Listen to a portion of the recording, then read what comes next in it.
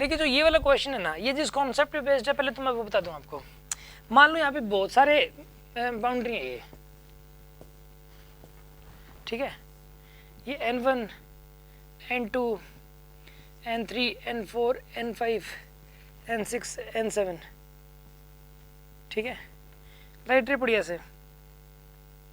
ये मान लो towards normal bend हो गया, यहाँ पे यहाँ पर पड़ी लाइट रे, ये अवे फ्रॉम नॉर्मल बेंड हो गया, ठीक है। मान लो ऐसे ही n3 छोटा था, ये वाला एंगल θ1 मान लो। ऐसा करो, इसको थोड़ा सा बड़ा बनाते हैं, इसको थोड़ा सा साफ साफ मैं बड़ा बना रहा हूँ समझाने के लिए, और सिर्फ 3 या 4 ही बाउंड्री लेते हैं बस। एक तो ये ले ली, दूसरी ये ले ली, तीसरी ये ले ली, और बस एक और ले लो, चलो यहाँ बीच में ले ली, ठीक है। लाइट रे पड़ी ऐसे, ये वाला एंगल θ1, लाइट रे मतलब टुवर्ड्स नॉर्मल बेंड होगी, ये वाला एंगल हो गया θ2, तो ये वाला एंगल भी θ2 हो गया, ऑल्टरनेट एंगल्स। ये लाइट रे मान लो अवे फ्रॉम नॉर्मल बेंड हो गया ऐसे, ये वाला एंगल हो गया θ3, ये वाला एंगल भी θ3 हो गया, ठीक है। ये फिर से टुवर्ड्स नॉर्मल बेंड हो गई, θ4 हो गया, ये भी θ4 हो गया, ये अवे फ्रॉम नॉर्मल बेंड हो गई θ5, ठीक है ना। इसके अंदर जो है ना, यहाँ पर इसके अंदर ऐसा करो आप, यहाँ पे ये n1 है, ये n2 है, ये n3 है, ये n4 है, ये n5 है, ठीक है। इसके अंदर इस वाली बाउंड्री के ऊपर, पहले वाली बाउंड्री पे स्नेल्स रूल का ही है, पहले वाली बाउंड्री पे, बाउंड्री 1 पे n1 sin θ1 is equal to n2 sin θ2, ये लग गया।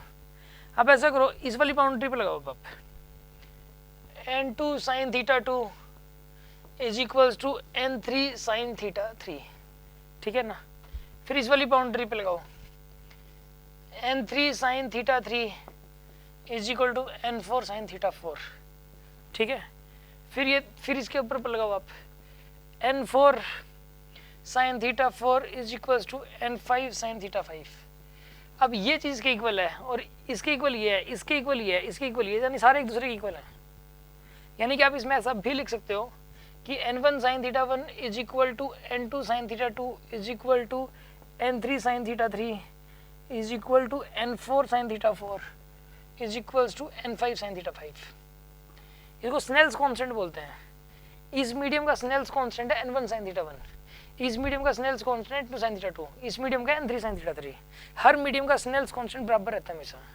तो आपका मन करे तो आप चाहे इसको और इस आखिरी वाले को इक्वेट कर दो, इन दोनों को। आपका मन करे तो आप इसको और इसको इक्वेट कर दो। मन करे कि नहीं दोनों को, इसका स्नेल्स कांस्टेंट और इसका स्नेल्स कांस्टेंट इक्वेट कर दो, इसका स्नेल्स कांस्टेंट और इसका स्नेल्स कांस्टेंट इक्वेट कर दो। कहीं भी ऐसा कर सकते, लेकिन उसके लिए कंडीशन ये है कि सारी बाउंड्रीज पैरेलल होनी चाहिए एक दूसरे के ऐसे, ये कंडीशन है उसके लिए। तो ये वाला जो क्वेश्चन है, इसके अंदर जो सबसे पहले वाला मीडियम है उसका स्नेल्स कांस्टेंट और जो सबसे बाद वाला मीडियम है उसका स्नेल्स कांस्टेंट, उन दोनों को इक्वेट करेंगे, आंसर आ जाएगा। इसके अंदर मैं इसको कंप्लीट ही कर देता हूँ इस क्वेश्चन का, आपको ताकि प्रॉब्लम ना आए। हम जरूरी नहीं है बीच वाले मीडियम लें, जब जरूरत ही नहीं है। अब आप ये कहोगे कि सर बीच वाले मीडियम क्यों नहीं लिए, जब जरूरत ही नहीं है, उसको लिए बगैर ही आंसर आ रहा है, तो हम बीच वाले मीडियम क्यों लें। और जब ऐसे कई सारी बाउंड्री पैरेलल आती है ना, तो वो क्वेश्चन ऐसे ही सॉल्व होते हैं। जैसे कि यहाँ पर एक बाउंड्री है, दूसरी है, तीसरी है, ठीक है। एक लाइट रे पड़ी इस तरीके से, ये वाला एंगल थीटा, ठीक है जी। ये वाला मीडियम है एन नोड, ये एन नोड बाई 2, ये एन नोड बाई 6 और ये एन नोड बाई 8, ठीक है। ये कह रहा है कि थीटा की वैल्यू बताओ कि ताकि लाइट रे ग्रेज करे, यहाँ पे ऐसे ग्रेज करे लाइट रे, ये वाला एंगल 90 डिग्री है। तो सीधा ये है, यहाँ का स्नेल्स कांस्टेंट और यहाँ का स्नेल्स कांस्टेंट इक्वेट कर दो। वहाँ का स्नेल्स कांस्टेंट आएगा एन नोड साइन थीटा और यहाँ का स्नेल्स कांस्टेंट आएगा n node by 8 sine 90, sine 90 1 हो जाएगा, यानी साइन थीटा की वैल्यू हो जाएगी 1/8 and theta will be equals to sine inverse 1/8। ये आंसर आ जाएगा आपके पास, साइन इनवर्स 1/8, ठीक है।